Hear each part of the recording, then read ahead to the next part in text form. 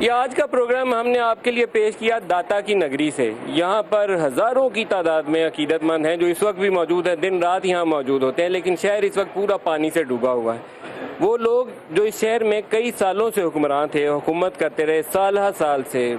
پچھلے 25-30 سال سے یہاں پر حکومت رہی، ان میں سے کافی لوگ ایسے ہیں جو ہر جمعرات کو یہاں چادر چڑھانے بھی آتے ہیں، اسی داتا صاحب کے پاس آتے ہیں، دعائیں بھی مانگتے ہیں، عقیدت مند بھی ہیں،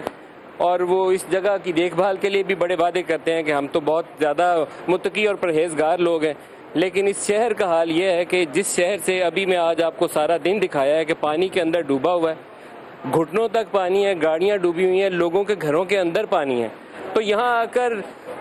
دعائیں مانگتے ہیں یا سب چادر چڑھاتے ہیں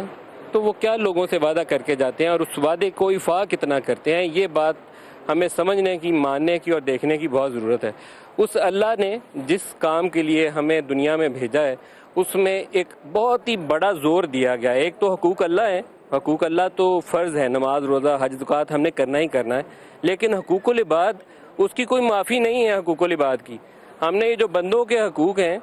اگر کسی کو حکمرانی کا شرف اللہ تعالیٰ بخشتا ہے دنیا میں تو اس کو فرائض ہیں، اس کی ذمہ داری ہے کہ ان لوگوں کے حالات جو ہیں بہتر کرنے کے لیے، ان کی زندگیوں میں بہتری لانے کے لیے ان کو پانی چاہیے، زندگی چاہیے، ادویات چاہیے، زندہ رہنے کے لیے وسائل چاہیے، اس کے لیے کمٹمنٹ کے ساتھ کام کرے۔ اگر وہ نہیں کرتا تو وہ داتا صاحب پہ چادر چڑھا کے بھی، ماتھا ٹیک کے بھی، اگر اپنے وعدے میں سچا نہیں ہے، اگر وہ دھوکے بازی کر رہا ہے، شہر ڈوبا ہوا ہے، پلاننگ نہیں کی ہے، جو ذمہ داری تھی اس کو ادا نہیں کیا، تو اس نے غفلت برتی اپنے اس وعدے سے، اپنے اس